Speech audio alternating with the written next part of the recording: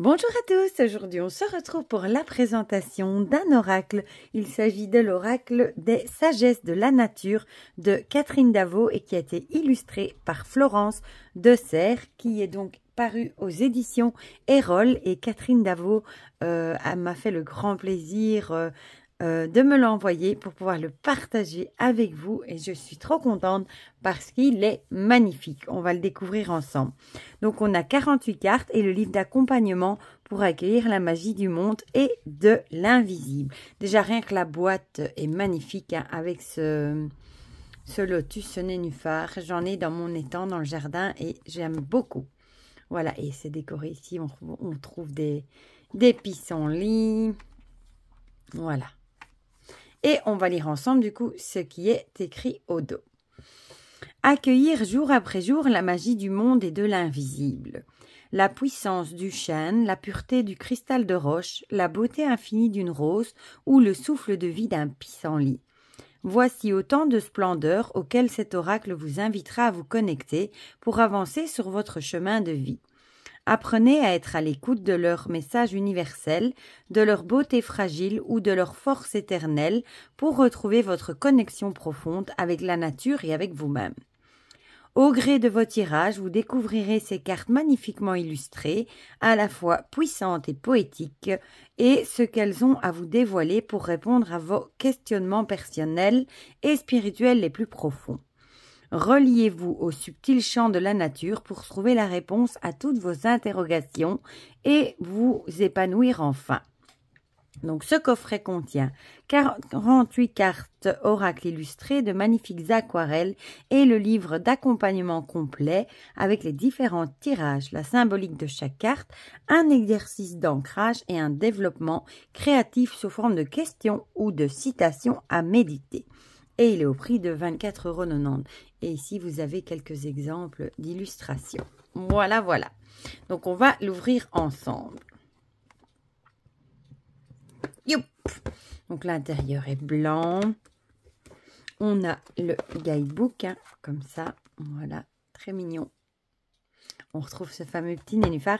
Et les cartes sont ici dans un encart. Voilà. Ah oui, c'est vrai qu'on a toujours le papier. Hein, comme quoi, si on a un souci avec le jeu, on peut leur envoyer un petit mail. Voilà, voilà.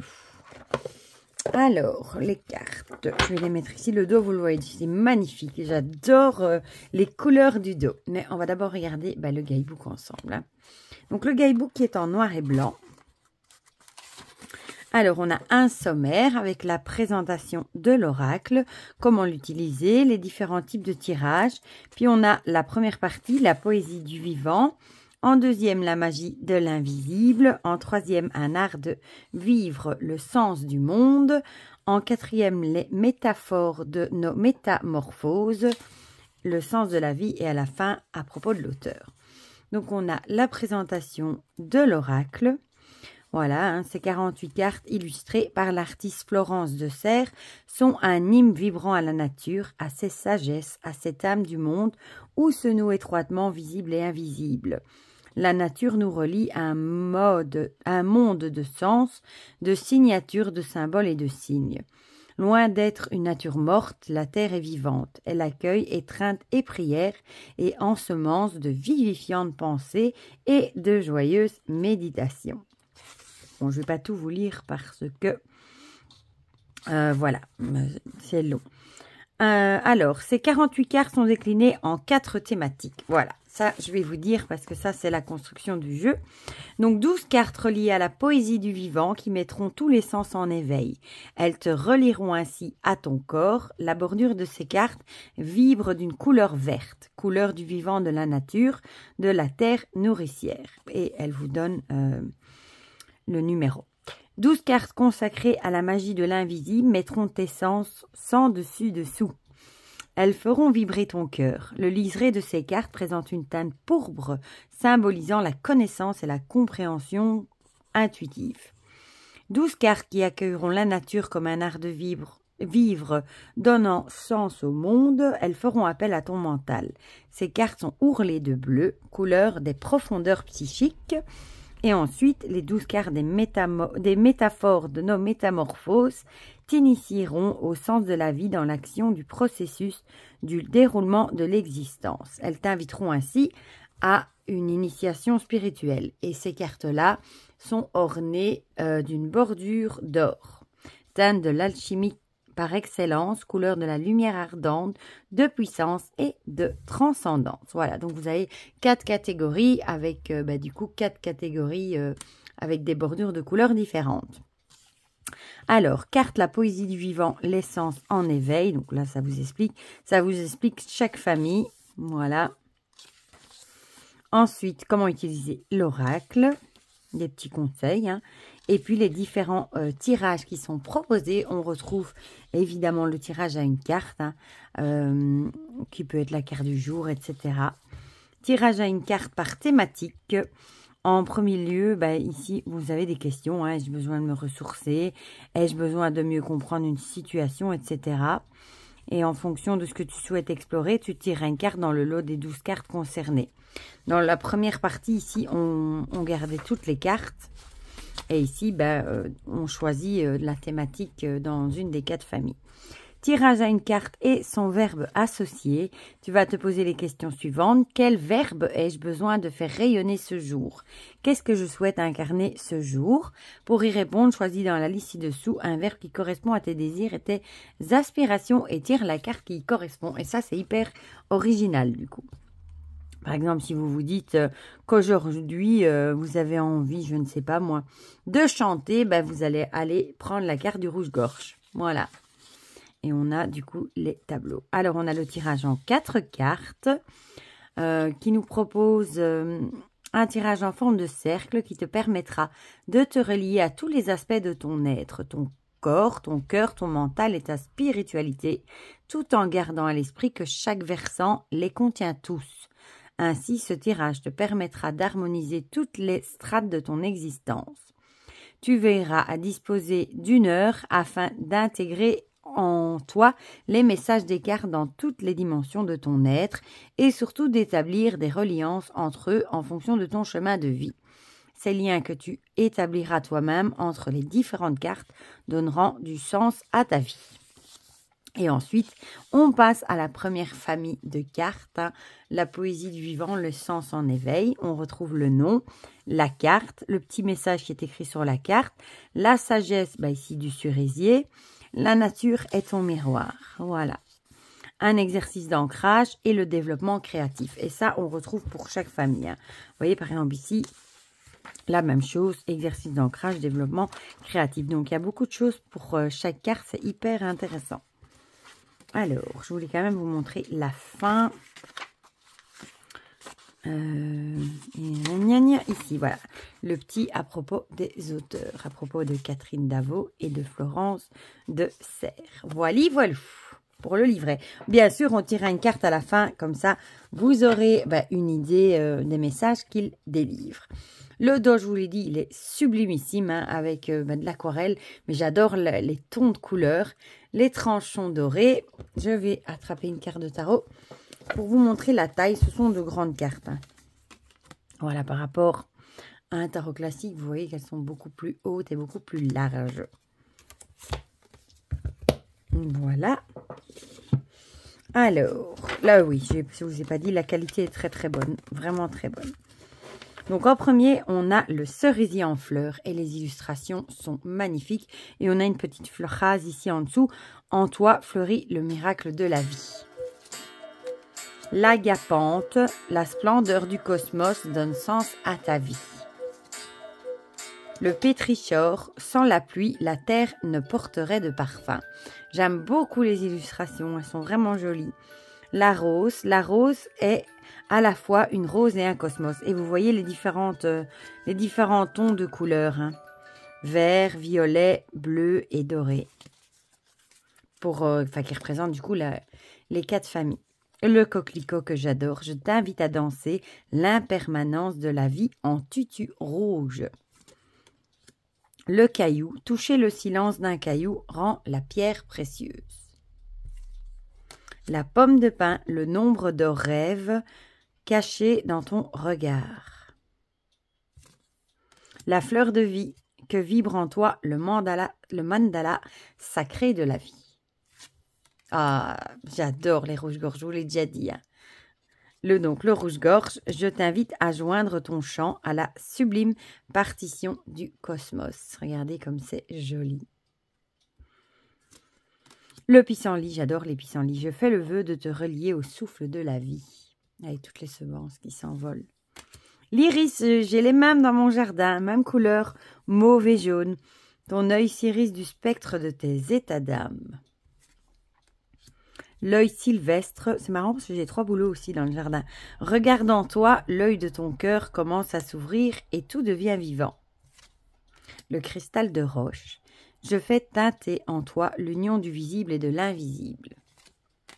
Les cœurs de Marie, le cœur de Marie, j'aime beaucoup cette fleur aussi. Seul ton cœur peut embrasser l'invisible. Le pavot de Californie, j'ai les mêmes aussi dans le jardin. Je te fais respirer le parfum des songes. Le nuage, l'éternel se voile d'un éphémère perpétuel. Et on retrouve ici dans la forme du nuage une colombe. Le strelitzia, on dirait l'oiseau de paradis ça. Même ancré au sol, tu peux voler sur les ailes de ton imaginaire. La passiflore, naître à ta vulnérabilité, c'est renaître à ta force de vie. La stellaire, c'est la nuit que nous cueillons les étoiles. L'elfe joue avec le pouvoir magique de ton elfe intérieur, espiègle et immortel.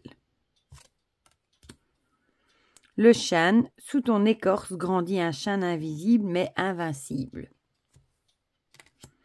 La sirène, écoute le chant de ton intuition pour revenir à la mer universelle, source de la vie. La salamandre, j'apprends à garder mon sang-froid pour maîtriser mon feu sacré. Le gnome, avec le nain de jardin trop joli, plonge dans ta terre intérieure pour connaître les secrets de ton ombre. La carline à Cole, je porte le problème et la solution du problème. Ah, le fameux lotus, j'allais dire nénuphar, du couvercle de la boîte. Sache célébrer de la même façon la vase obscure et la fleur de lumière. Oh, celle-ci est jolie aussi, l'abeille. J'aime beaucoup. Je mets du miel dans ma vie en me dévouant pour l'unité de la ruche. L'hippocampe, apprendre à faire un avec le tout, c'est se détacher du souci de soi. Le coucou des champs, pour devenir soi-même, il faut aussi savoir fleurir sans le regard des autres. Le narcisse, voir au-delà du mirage de son propre reflet, c'est embraser l'image de son immensité intérieure. L'eucalyptus arc-en-ciel, nous n'avons jamais fini de nous écorcer afin de nous rapprocher de notre cœur. La fougère, je suis le mariage de l'ombre et de la lumière sous mon rideau de dentelle. La rainette, je sais faire coasser les nénuphars des marais et les renoncules des jardins. Elle est jolie aussi. Ah, celle-ci est très jolie aussi, la coccinelle. Le bonheur est ton œil qui compte mes points. Le cairn, je m'équilibre et gravite sur le temps présent. La flore devient un jardin où l'on sait germer avant de fleurir et patienter avant de renaître. Le perce-neige, je perce la neige et nais de tous mes sens à la magie du monde. Le lierre, se cramponner au monde uniquement avec notre mental, étouffe une part de nous-mêmes. La fleur à 3 pétales, nul besoin de chercher ailleurs ce qui se trouve qu'en soi. Le citron pelé, ton intériorité est le jardin fertile de la vie spirituelle. La gaffe, la fleur doit mourir pour donner son fruit. Le phénix renaît dans les braises de tes cendres. L'œuf, elle est trop belle aussi celle-là. Tout naît d'une gestation.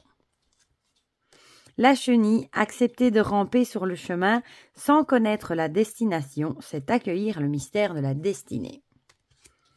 La chrysalide, je prends un temps d'arrêt pour rencontrer ma nature secrète avant de la révéler. Le papillon, j'ai l'âme d'un papillon, je déploie mes ailes pour me délecter du nectar de la vie. Le nautile, le roulis de la vague est permanent, mais son déferlement est imprévisible. Et la dernière avec la lune, et on voit tous les cycles, les phases de la lune. La tête dans la lune, les pieds sur terre, je m'aligne entre rêve et réalité. Elle est très jolie aussi. Du coup, on va les mélanger. Ah, elles sont grandes, hein. J'ai juste assez avec mes mains pour les tenir comme ça. Et on va en tirer une, comme ça je vous lirai tout ce qui se trouve dans le livret, comme ça vous aurez une idée. On va les mélanger un petit peu. Il est vraiment relié, comme son nom l'indique, hein, à la nature. Il est vraiment très très joli. Moi j'aime beaucoup le dos, les illustrations. Enfin voilà, j'aime beaucoup. Voilà. Alors, oh, elles s'étalent très bien. Regardez-moi ça comme c'est magnifique. La couleur quand elles sont étalées. On va prendre celle-ci. Avec la stellaire, c'est la nuit que nous cueillons les étoiles. Alors, numéro 19. On y est presque, voilà. Alors, bon, ça je vous ai dit, c'est la nuit que nous cueillons les étoiles. La sagesse de la stellaire. Je suis une petite étoile plantée en terre, enfouie dans l'ombre de bordures embroussaillées. Mes 5 pétales immaculés et échancrés en oreilles de lapin sont à l'écoute des éclosions éclatantes, parfumées et guillerettes du printemps. Je suis le mystère des constellations tombées la nuit dans les champs. Mes corolles blanches scintillent dans de hautes herbes, me voilà la lumière. Je ponctue de pur éclat blanc la végétation touffue et assombrie des sous-bois. Même le jour, il fait presque nuit. Sais-tu que l'apparence ou la couleur de chaque plante serait la signature du mal qu'elle est censée guérir? Ma tige raide, cassante et renflée aux extrémités ressemble à un os. Pour cela, j'étais préconisée dans le traitement des fractures. Du moins, cela a le mérite de t'éclairer sur mon étymologie. On me nomme la stellaire holosté, du grec holos, entier, et ostéum, os, soit tout en os. De mon côté, je préférerais que cette théorie des signatures ne s'en tienne qu'à ma couleur, car je suis certaine, et là tu en es sûre, de ne pas tomber sur un os. Que de l'aube aux aurores, je suis la bonne étoile qui te guide et veille sur toi. Je suis la voie lactée qui te chuchote que tu es sur le bon chemin. Alors, la nature est ton miroir. La stellaire est la bonne étoile sur ton parcours. Elle est la présence invisible qui veille sur toi et te protège. Nous sommes nombreux à ressentir que le monde invisible serait doublé d'un monde parallèle. Ce monde mystérieux, invisible, de pure énergie, semble accueillir des entités bienveillantes qui veillent sur nous. Ces anges gardiens, sans aucune relation avec des croyances religieuses, nous apportent des messages. Même si tu dois mettre ton esprit rationnel en veilleuse pour te mettre à leur écoute, ne t'attends pas à voir surgir un chérubin blondinet au visage poupin et aux ailes blanches et déployées. Non, bien sûr. Mais tu as sans doute déjà éprouvé ce sentiment énigmatique d'être protégé, d'être aidé, d'avoir échappé miraculeusement à un drame, de ressentir une présence bienveillante à tes côtés qui te soutient et te donne force et courage. Si, j'en suis sûre, souviens-toi. Et si c'était justement ton ange gardien, ton guide spirituel? Alors, le petit exercice d'ancrage. Je te propose d'entrer en contact, de te connecter à ton ange gardien. Les personnes qui disent entrer en relation avec leur messager insistent sur le fait de ne pas hésiter à leur demander de l'aide.